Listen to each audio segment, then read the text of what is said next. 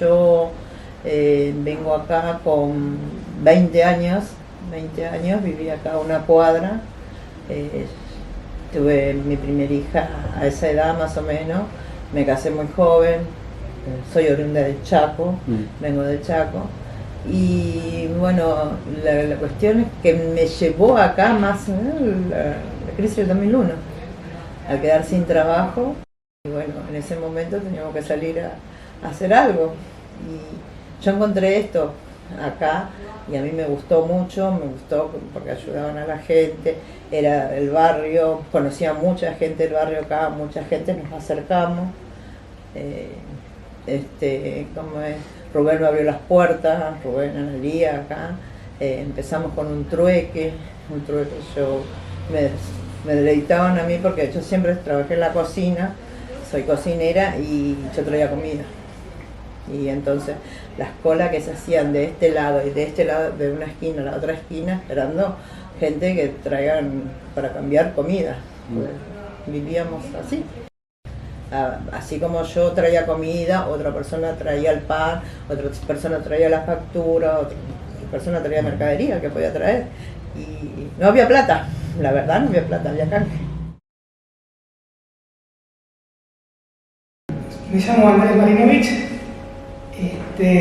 Para el fines del 2001 yo vivía en La Boca, acá muy cerquita del Parque de Sama, y con mis amistades que frecuentábamos mucho en la zona empezamos a participar en la asamblea barrial que se hacía acá en el parque.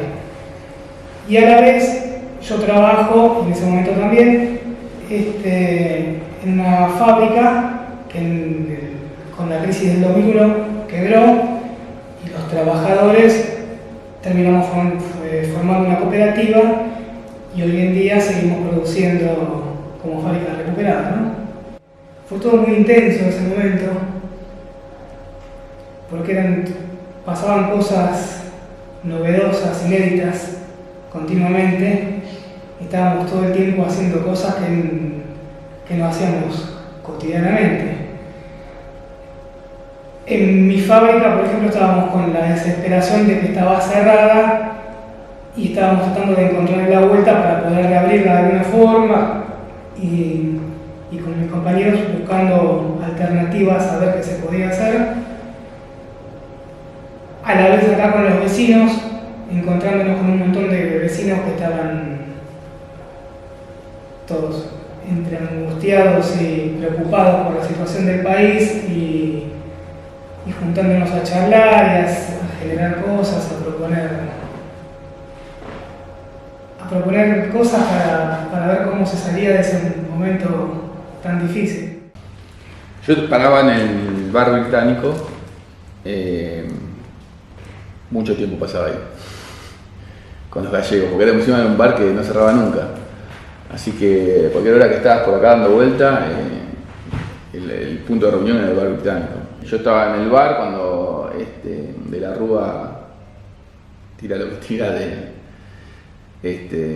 en cadena nacional y empiezan los cacerolazos, y ahí empiezo a ver los primeros ruidos de cacerolas y la gente bajando a la esquina de los edificios de ahí cerca del británico. Así que nada, nosotros estábamos tomando una cerveza ahí, cayeron otros amigos que estaban por acá por el barrio y nada, salimos ahí a golpear lo que teníamos en la mano, digamos. Y de ahí nos fuimos a la Plaza de Mayo. Era la primera vez que estábamos en una manifestación así de repente. Viene toda un montón de gente desde allá abajo por Defensa. Nosotros nos sumamos acá y seguimos por Defensa hasta Plaza de Mayo. Y creo que hay una partecita donde se levanta ahí después de Independencia, ¿no? Y miramos para atrás y veías un mar de gente tremendo. No, nada, nos pellizcábamos, no podíamos creer, ¿viste? Porque tanto que hablábamos con los vecinos acá, que yo, ni 5 de bola, ¿viste? Como que a veces, sobre todo en la época del menemismo, ¿viste? No había mucha... Y ahí había cambiado todo. Bueno, nada, pasó esa noche cuando nos reprimieron de la Plaza de Mayo, fuimos al Congreso, también nos reprimieron y terminamos en el Británico como a las 6 de la mañana, ¿viste? Y el Británico era gente, el televisor, que tenía un televisor ahí arriba, con crónica, mucha gente tomando cerveza, ya de última ya la gente pasaba del otro lado del mostrador, agarraba cerveza, se servía, ya era como una fiesta, ¿viste? Como que todos con los ojos llorosos porque habíamos sido reprimidos, bueno. Así que caí a mi casa como a las 8 de la mañana, yo 9 de la mañana me tiré a dormir. Yo toda la parte de la mañana de las abuelas y todo eso no me enteré, digamos. Y la asamblea empezó porque fue el 19 a la noche, después fue el 20, y después se armó esa dinámica que no sé si se acuerdan, que todos los viernes se marchaba hasta Plaza de Mayo, entonces se armaba una columna de gente yendo por Defensa, y llegaba hasta la plaza, y la asamblea, yo no es que me acuerdo perfecto, pero de alguna manera en algún momento se empieza a cuestionar o se empieza a desgastar un poco la dinámica de ir hasta la Plaza de Mayo los viernes, y se empieza como a reunirse en puntos intermedios. Entonces yo la primera, el 19 cuando nosotros marchamos, recuerdo, empieza a sonar la cacerola, nosotros estábamos predispuestos para cualquier evento que cortara con lo cotidiano, digamos, éramos 4 o 5 amigos de 18, 19 años, con alguna militancia no partidaria previa. La noche se arman las cacerolas, que yo en un momento bajamos y nos vamos hasta Dorrego. Ahí se va juntando la gente y en un momento la gente dice, bueno, marchemos. Y nos vamos toda la Plaza de Mayo. En Plaza de Mayo llegamos, estamos un rato, se empieza a llenar y rápidamente tiran gases y nos vamos todos. Y nosotros nos vamos. Y tengo un recuerdo, no sé si es inventado o es real, de ver una palmera que se prendía fuego.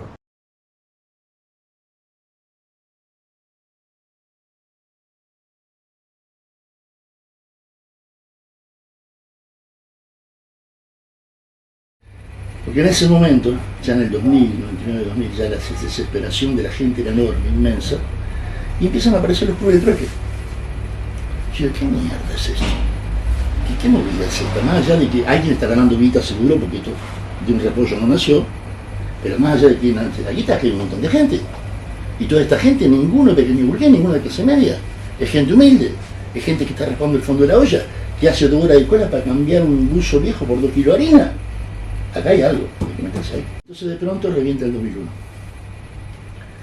Revienta el 2001 y bueno, ahí está una historia de cómo fue el 2001, ¿no? Yo acá, en este barrio, que es un barrio pobre, el 2001, fueron los gases que venían y la policía que corría por los caballos a la gente. Pero que acá en este barrio pobre, miserable, la gente se ha peleado contra la cana, mentira. Pero absoluta mentira. Nosotros íbamos a la clase al servicio el otro día. Nosotros le digo, Ana, yo 4 o 5 más, pero después lo demás no. Lo que sí, y esto bien de pobre, bien de lumpen, bien de rastrera de abajo, pintó el 2001, el 20 de diciembre, y pintó saqueo, yo me acuerdo que...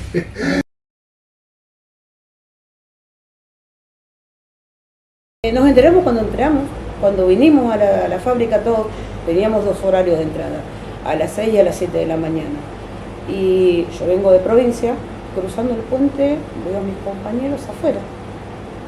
¿Qué pasó? No abrieron la puerta y nos enteramos de que teníamos un telegrama, porque uno de los compañeros llama a la casa, nos juntamos todos acá en la asamblea en la puerta de Vieites, y uno llama a la casa y se acaba de llegar un telegrama que tenés 30 días de suspensión, porque fue así, paulatinamente, 30 días de suspensión, y bueno, que se iban a comunicar con nosotros. ¿Y qué hacemos? Hay chicos que viven acá en la zona y uno de ellos pasa, como era conocido del almacenero, entonces le pregunta, Diego, ¿por qué no estás trabajando? Dice, no, si está cerrada la fábrica. No, me dice. Hay movimiento. Hay movimiento en la fábrica, están trabajando. De hecho, vienen al mediodía, claro, tenía su grupito de obsecuentes con los que venían a trabajar y a producir. Trabajaban a puerta cerrada. Entonces fue ahí que dijimos, no, nos plantamos acá y vemos qué hacemos. O sea, en ese momento era, nos plantamos acá a ver qué hacemos. Y recuerdo que los chicos en la cadena esta de llamada vinieron y se plantaron a la madrugada, se quedaron en la puerta esperando que viniera el sereno a abrir la puerta. El tema es que el sereno, cuando los ve, nunca tenía la llave, no sabemos si se la tragó, porque prácticamente lo pusieron desnudo en la calle buscando la llave, no la encontraron. Así que el dueño de la fábrica, que estaba esperando que le abrieran la puerta de San Antonio, dio la vuelta a ver por qué Osvaldo, que era el sereno, no llegaba. Cuando pasa, los ve que estaban en el grupo de compañeros y lo tenían Osvaldo. Así que ahí fue a presentar la quiebra. ¿Qué hace? Y otra vez a la deriva. Estábamos ahí esperando a ver qué hacían. En algún momento surgió el hecho de un rumor de cooperativa, pero no teníamos conocimiento de qué, ni cómo, ni de qué se trataba, nada. Éramos un grupo más bien de retaguardia, o sea, atentos, queríamos estar ahí, pero no éramos de los grupos que iban al frente para nada. Y un recuerdo que tengo, que yo lo tengo como una especie de recuerdo que me funciona después con el tiempo, podría ser como un recuerdo que después le fui dando un valor como político, digamos, teórico incluso, que es que estábamos sentados en la puerta y nosotros estábamos con un optimismo de la marcha, y pasa un flaco que también había estado en la marcha y dice, no, estuve ahí en la plaza, fui con mi vieja, y bueno, cuando tuvieron los gallos salimos, qué yo, como que había amontonamiento, no sé si... Y él, para cuidar a la madre, no sé, le agarra a la madre, bueno, y ahí pisé al que había, lo pisé, qué sé yo. Es un relato como muy, digamos, un poco romántico del momento de querer zafar y sin necesitar pasar por encima de los demás.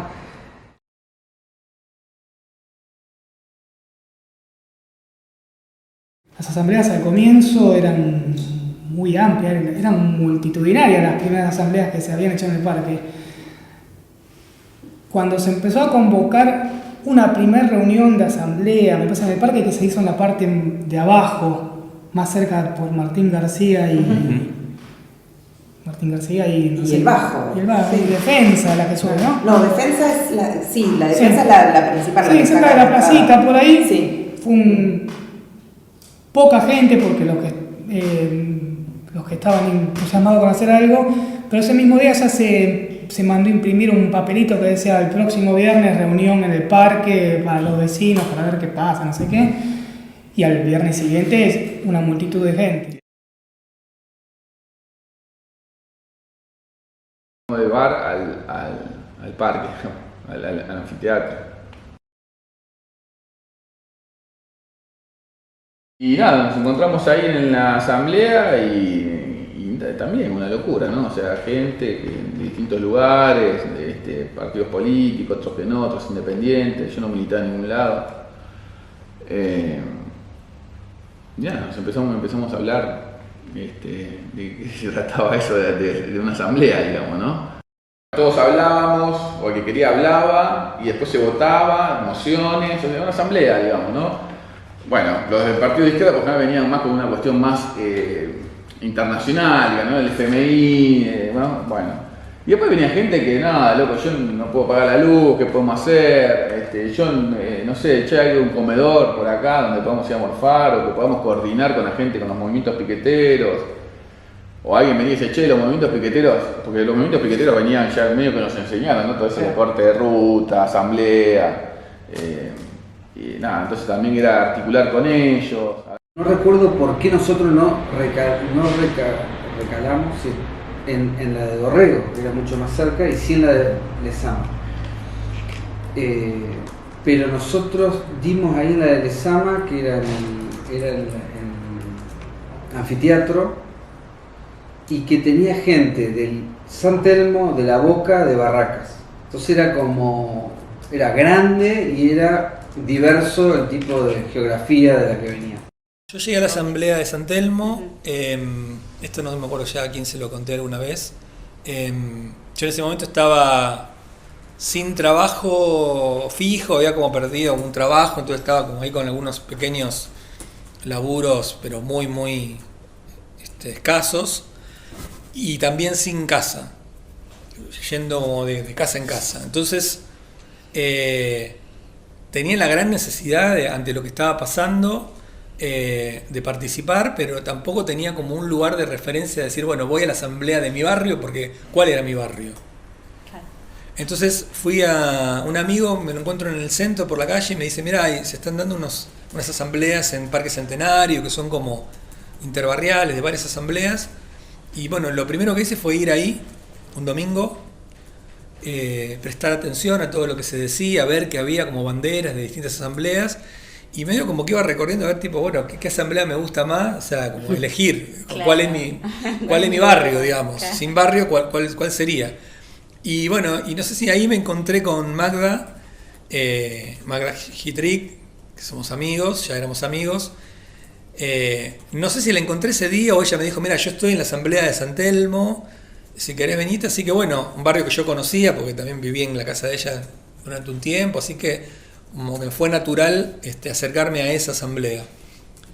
Y me acuerdo de la primera reunión que hubo, no fue una asamblea general, sino como una comisión del Grupo de Derechos Humanos que estaban organizando las actividades que se venían el 24 de marzo. Y yo lo que más llevo así, más allá de toda la coyuntura política y todo eso, para mí fue bastante importante la asamblea porque me fui animando a hablar. Igualmente fue todo un proceso, porque después como cuando ya termina toda esa etapa asamblearia y también como la etapa grupal, lo que más me rescato de eso es como la toma de la palabra, o sea, como de poderme animar a hablar en público, cosa que en ese momento no me animaba. Para poder resolver cosas mínimas, no digo como decir grandes discursos ni nada, sino como el de simplemente hablar. Yo lo que recuerdo del comienzo de la asamblea era que todas las personas gritaban muchísimo, y no nos escuchábamos. Era como, no sé, como algo como si estuviéramos todos aprendiendo a hablar. Les quiero comentar de un personaje muy singular. Era un tipo que había sido una de las últimas personas que había tenido polio en la Argentina. No. Iba en una camilla. Solo podía hablar, no movía el resto de su cuerpo. Era un tipo súper lúcido, que hacía sus intervenciones y todo. Imagínate, era el auditorio, bueno, tenés que entrar y él iba por arriba, lo llevaban por arriba y se quedaba bien arriba de todo. Y después la asamblea era de arriba hasta abajo, todas las escalinatas, y se quedaba allá arriba. Pero participó y me recuerdo también dentro del Banco Mayo, tipo súper convencido que quería estar ahí. Entonces la gente que venía participando del trueque con otra gente del barrio, que por ahí estaba en una situación un poco mejor o distinta, se empieza como a reunir en esto de lo que era la asamblea, que no era acá dentro del local, sino que era acá afuera, porque no por la cantidad no entraban. Mismo se iba intercalando muchas veces, como en su momento era como una gran asamblea, sobre todo asamblea de San Telmo y asamblea de Plaza Dorrego. Y la clase media capaz se sentía más representada en el espacio que rompe, no en nuestro espacio. Se van para Dorrego. Se van para Dorrego, sí. Estaba un poco más representado ahí, era un perfil más profesional, un poco más politizado. No quita que en las asambleas de acá no hubiera, digamos, una discusión política, pero quizás también había un momento que era bastante más largo, que tenía que ver con cuestiones básicas de lo cotidiano. La asamblea de San Telmo, Plaza Dorrego, y aclaro porque había otra asamblea de San Telmo también, claro, que al principio hubo fue como una y que tipo en la primera reunión ya se armaron dos. Entonces yo cuando ya llegué ya estaba como esta división, digamos. En la Plaza Dorrego confluía gente de muy diversos y ricos recorridos políticos. Por eso para mí, como fue realmente como una escuela, un lujo, digamos, como escuchar compañeros que venían del peronismo en todas sus vertientes, siempre digamos del costado más de izquierda popular, digamos, pero un arco bastante amplio por el lado del peronismo, también de las izquierdas, de distintos partidos trotskistas participaban, había anarquistas, había gente que se sumaba a la vida política por primera vez, o muchos que se habían desencantado y regresaban. Entonces era como realmente una cosa muy intergeneracional, porque había gente muy grande, pero también un grupo de jóvenes, gente que estaba desocupada, gente que estaba medio en la calle, con gente más posicionada, digamos, como que era realmente un arco muy variopinto, digamos, de experiencias de vida y experiencias militantes que enriquecían toda discusión, toda conversación y toda propuesta. Esta asamblea se hizo de mujeres. Al principio éramos todas mujeres, salíamos con los changuitos a los ¿cómo es que se llama? A los supermercados, a ver qué le quedaba o qué se le estaba por hacer feo, qué sé yo. Y nosotras, las mujeres, salíamos a las marchas, la parte de adelante éramos todas mujeres. Los hombres, es como fue un poco más sumiso, fue raro traerlos, ¿viste? Era muy difícil. Que nosotros teníamos lo más importante, que era el saber trabajar. Nos faltaba el pequeño detalle de la parte administrativa, pero era convencer a todo el grupo. Y bueno, de todo el grupo que éramos nosotros en ese momento, que fuimos 46, 44, decidimos hacer la cooperativa. Bueno, Luis como primera instancia nos dice cuidar y resguardar la fuente de trabajo. Así que los chicos desde marzo hasta junio estuvieron en la puerta de la fábrica haciendo guardia para que no ingresaran. No entre ni salga nada.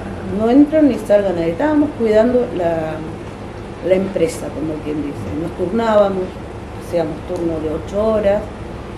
Los que podían venir y se quedaban más tiempo lo hacían. El 1 de mayo se convocó a hacer un locro para presentarnos con la sociedad de acá, para que supieran que no éramos delincuentes, que lo que estábamos haciendo era cuidar nuestra fuente de trabajo. Las primeras asambleas que teníamos duraban 8 horas, discutíamos 500 temas, y un tema sería, por ejemplo, ¿a qué hora entramos? Entramos a las 8, entramos a las 6 de la mañana, así, discutíamos acaloradamente, y el día siguiente cada uno entraba a la hora que pensó que se había decidido. No, sí, yo entendí que decidimos tal cosa. ¿Y dónde nos anotaron? En ningún lado.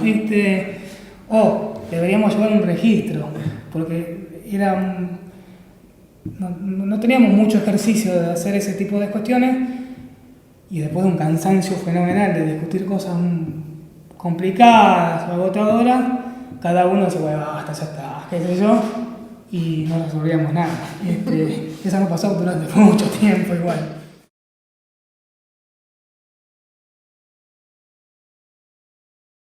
Creo que la gran sabiduría del 2001 es la inversión que necesita la creación política.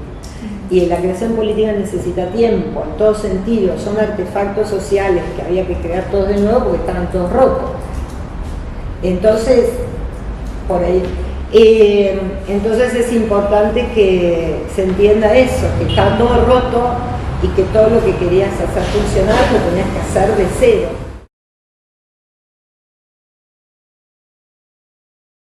Abajo de la autopista acá había otro trueque, y también todos los días de la semana, cada 2 días había uno.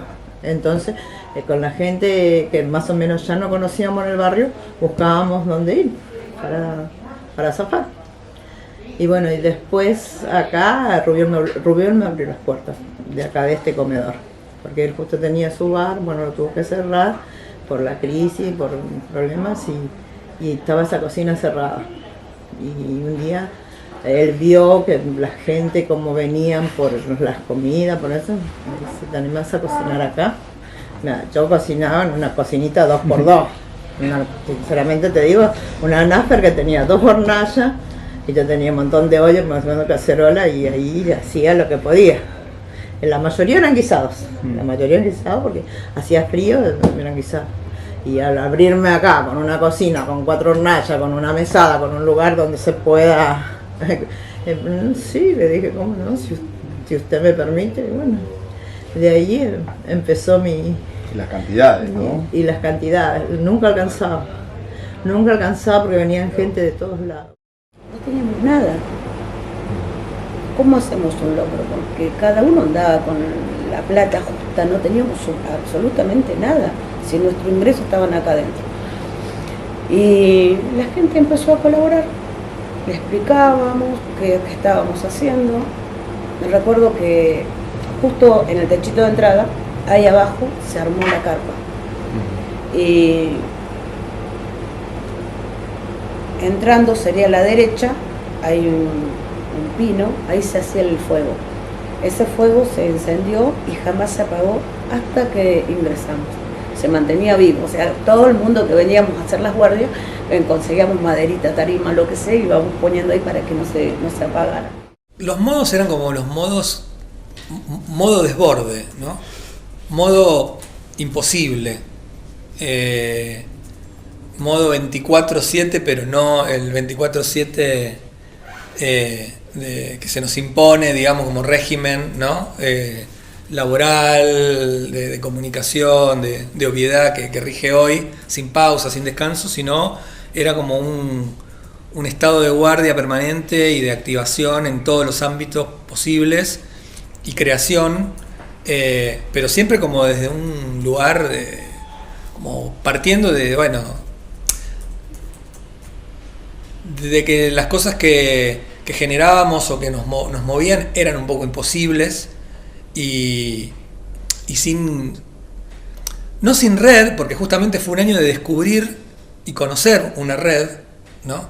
Quienes venían ya de militancias más extendidas, de los 60, 70, 80, 90, digo, esas redes siempre existieron, pero se configuró, se tramó de otro modo esa red, y para quienes no teníamos ese recorrido militante, fue como una escuela, las 24 horas, en todos los lugares.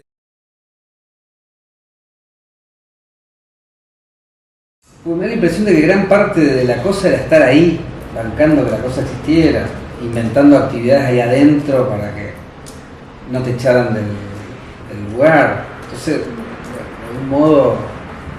Y después sí participando de las movilizaciones, salíamos de ahí hacia distintas movilizaciones que se iban haciendo.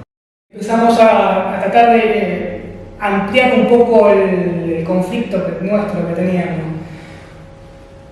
Porque también veníamos de la cultura de que el problema que había ahí adentro de la fábrica era que para resolver de forma sindical solamente nosotros solos. Muchos recaudos de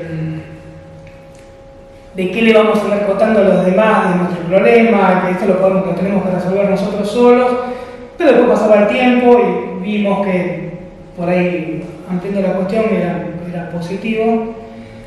Empezábamos a recorrer asambleas, íbamos también a las universidades a pasar un fondo de huelga, contando nuestra situación, cuando buscábamos colaboración, volvíamos a la fábrica, repartíamos las monedas. Y empezamos a hacer algunas cosas en conjunto con la asamblea. Con la asamblea acá, incluso con algunas que estaban también más hacia el lado de porque había varias. Tiempo después de esta se creó una asamblea que se llamaría, no sé, Barraca Sur, que estaba mucho más cerca de mi fábrica. Y ahí incluso, ellos cuando vino el invierno del 2002 y nosotros ya estábamos dentro de la fábrica, empezaron a juntarse adentro de la fábrica. Lo que es el merendero empieza a tomar una fuerza muy importante, a mitad de año cuando sucede el asesinato de Darío Santillán y Maximiliano Costecchi, fue muy duro, muy fuerte, y nosotros tomamos el nombre de Darío Santillán para el nombre del merendero. En aquel momento, ya al medio agosto del 2002, tomamos esa decisión por lo que representaba y bueno. Después, durante el 2002, empezamos a organizar un poco mejor todo lo que es el tema de lo que es el comedor. Había de a poco se iba dando esto de que cada vez hacíamos conocida la asamblea, venían gente de otros lugares, nos empezamos a conectar con otras asambleas.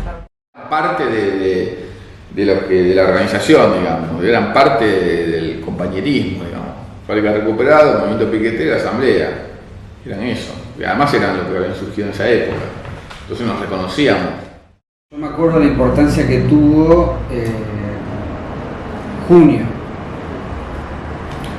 Junio, muchos de los militantes de la asamblea terminan o presos o perseguidos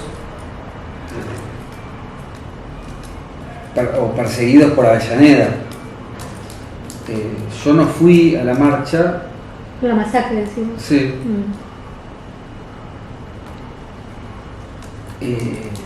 Pero Juancito Santos termina metido dentro de una gomería, perseguido por la cana, y finalmente cae preso y tenemos que ir todos a Avellaneda, nosotros tenían presos a que los liberen.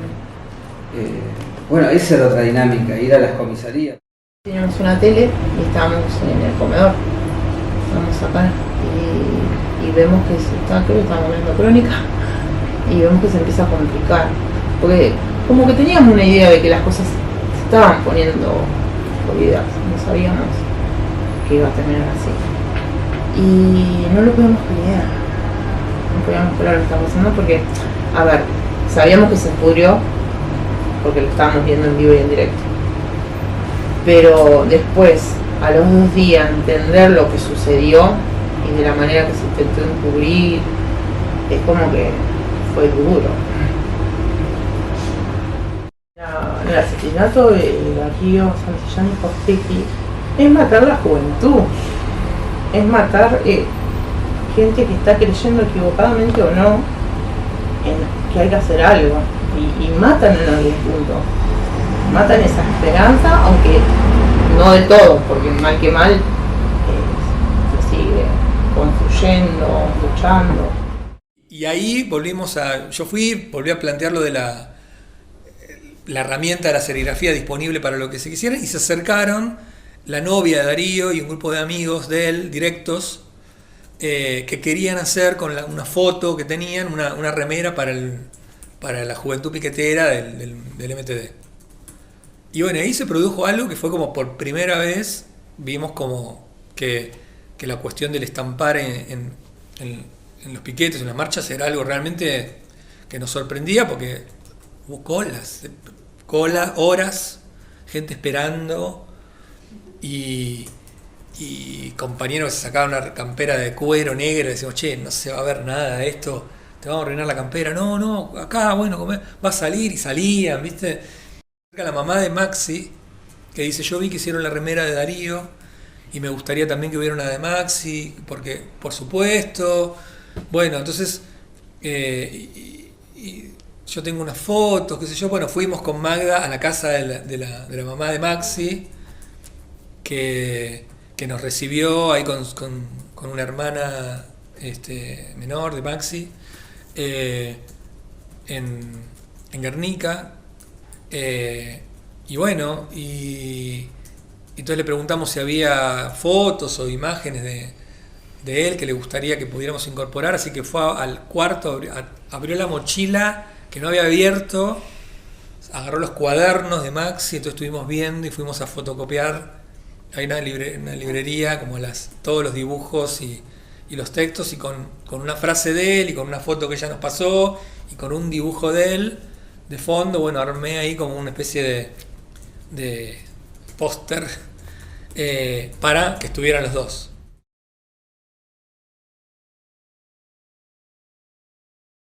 Había un muchacho todavía que no estaba recibido de abogado, Luis Caro, el abogado de las fábricas recuperadas. En ese momento era un estudiante, no se había recibido, estudiaba en Loma de Zamora y no había terminado. Y el tipo les explica ahí abajo, gente cagada de hambre, algo que yo enseño hasta el día de hoy. Le enseño gestión de medios y es la lección más interesante que me pareció, pero no solo en gestión de medios, con familias, con todo, es como entender todo lo que es, todo lo que no está prohibido se puede hacer.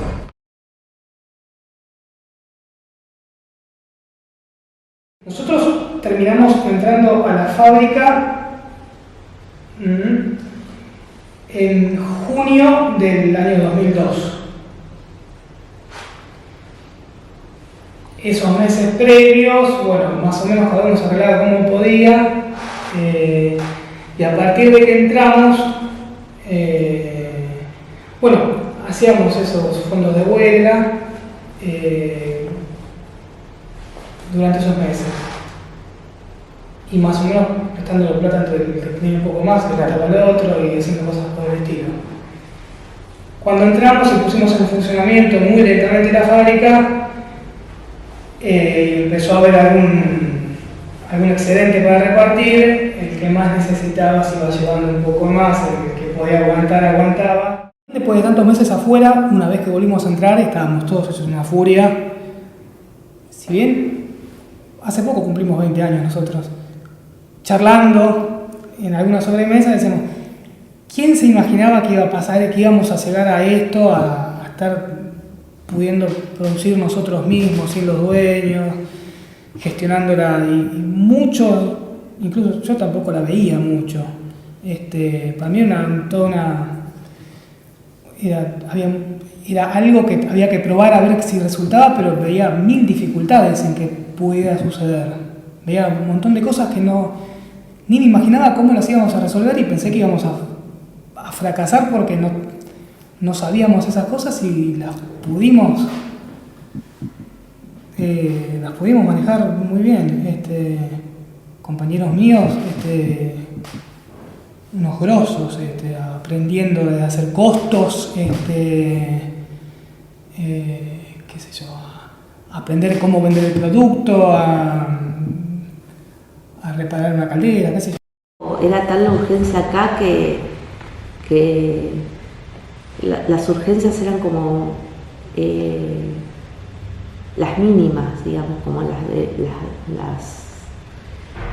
que no llegábamos a pensar en esos términos, digamos. Algunas cosas en la realidad se imponían. Por ejemplo,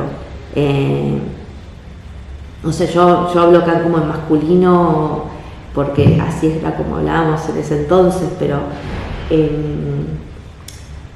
se terminan hablando, o nuestras consignas empiezan a tener como esto de trabajadoras / trabajadores, porque en la fábrica la mayoría eran mujeres. Entonces ahí empezamos a incorporar, a pensar como en femenino, digamos, ¿no? Pero no estaban esas preguntas. Creo que era eso, era una cosa, no era un problema para hacer un curso de política, era para sobrevivir, era para comer. Estamos hablando del 2001, era un problema de comida, un problema real.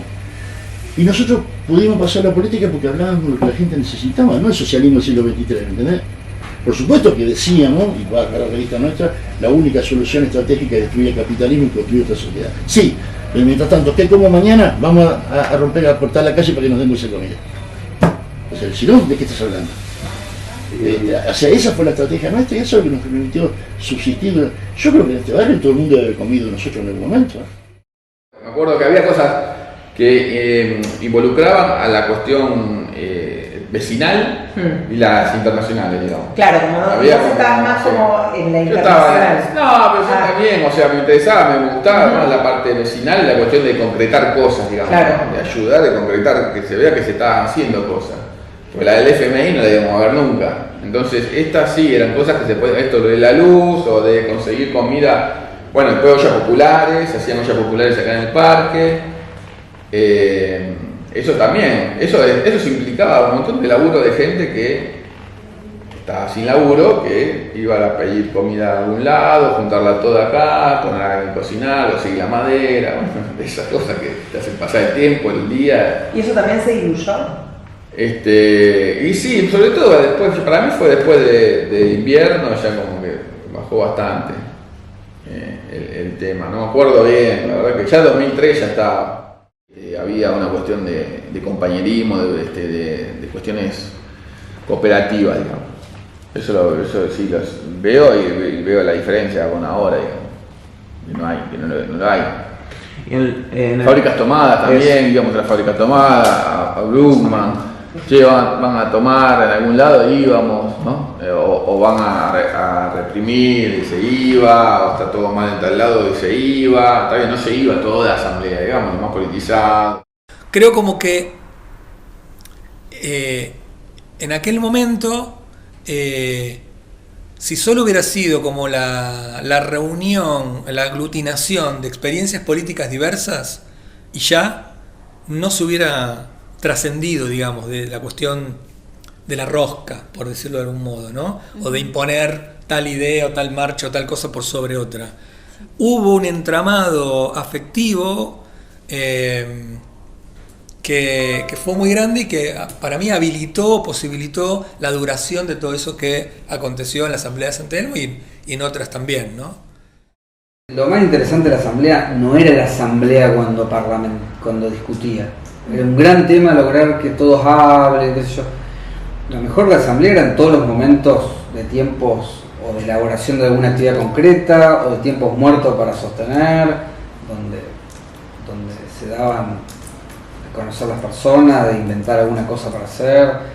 O sea, hubo mucho de que cada uno ponía lo que sabía hacer para lograr lo que nos proponíamos. En ese sentido, los que éramos pendejos poníamos la cantidad de horas al pedo que teníamos y los que eran grandes traían, qué sé yo, su legado político. Su legado político, pero también el conocimiento de, no sé, el tipo que soldó todo para poder meternos y salir.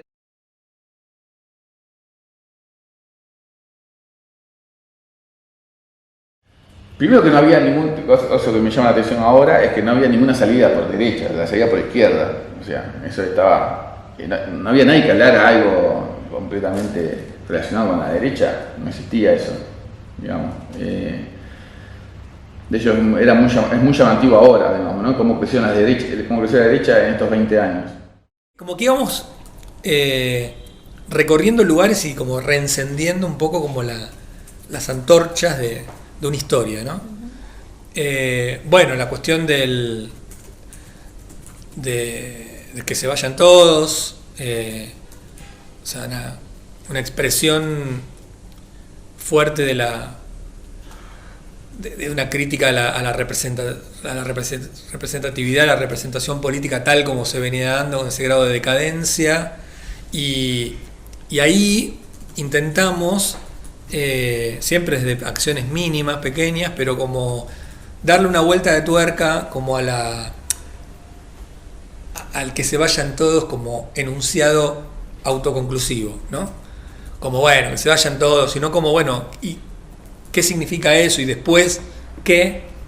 Y en aquel momento, ya esto fue un año y pico después, no me acuerdo si fue 2002 o 2003, pero lanzamos una convocatoria a escribir como un poema colectivo, tomando las siglas QSBT, que ya empezaban a ser como una especie de marca que veíamos, como que firmaban ciertas asambleas, ciertos enunciados se firmaban como con la sigla QSBT. Entonces propusimos un juego pre redes sociales de que con esas siglas cada quien se sintiera libre de escribir una frase, como un poema, un haiku. Ah, sí, gracias. Entonces ahí, bueno, volvieron un montón de frases y composiciones que ampliaban un poco de qué hablamos cuando hablamos de que se vayan todos, ¿no? Entonces, de cosas muy concretas, queremos salud, vivienda, trabajo, ¿no?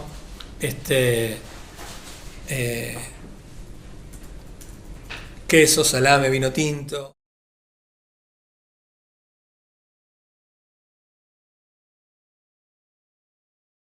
Todo el tiempo es como un intento de no perder ese tejido, ¿no? De sostenerlo de alguna manera, y de probar diferentes modos de grupalidad. Creo que eso es como lo que puedo rescatar de todo este tiempo, y de seguir aprendiendo, porque no hay nada que todavía sea como algo, sino como que en un momento puede funcionar, después ya no funcione, después se intenta otra cosa, pero hay algo de eso. De hecho, como que con la experiencia que hemos tenido con el TPS en un contexto de asamblea, ha sido una escuela para nosotros, como ha sido un lugar de muchísimo aprendizaje. Y sí, sigue pendiente, es como el de seguir pensando cómo. O sea, yo lo pienso ahora a la distancia, que fue como un laboratorio, pero tremendo, como el de ir haciendo, ir probando.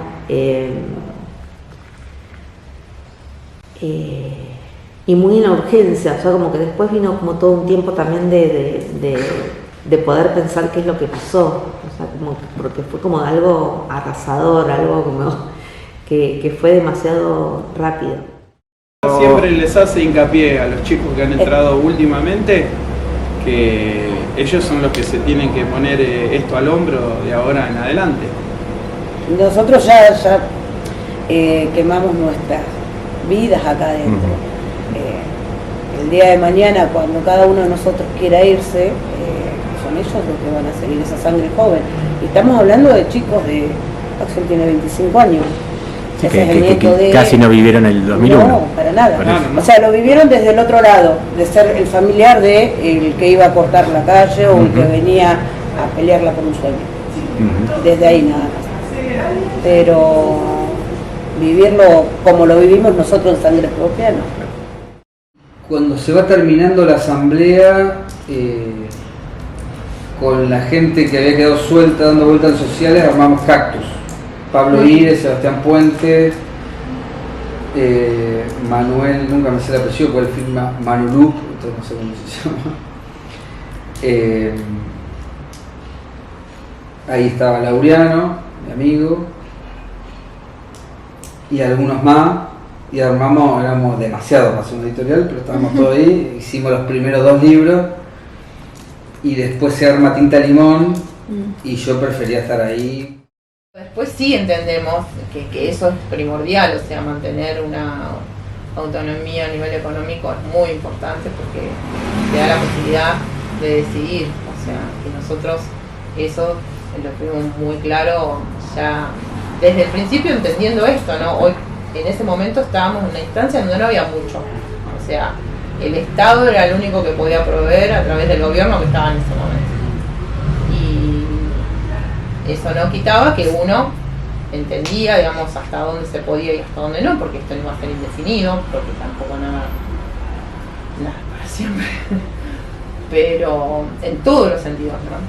Y cuando van cambiando las instancias políticas, ya cuando asume Kirchner, van cambiando un montón de cuestiones también, y van para nuestra organización también, y ahí ya empieza como otra etapa. Es como, a partir de ahí empieza otra etapa. No nos sentimos solos, como dije al principio, esto me hace acordar la fábula de la sopa de piedra. ¿No? Había una persona que tenía, no sé si lo conocen, había una persona que tenía hambre y se cansó de golpear todas las puertas y nadie le dio bolilla. Entonces, prende fuego, pone una latita con agua y 2 piedras. Revolvía y tomaba.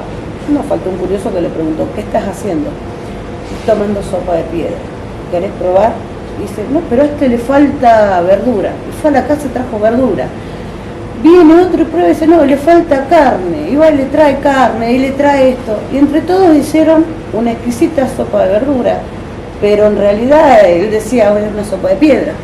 Todos decían, la sopa de piedra, pero fue el granito de arena de cada uno. Bueno, nosotros es algo muy parecido. Cada uno de su lugar pone su granito de arena.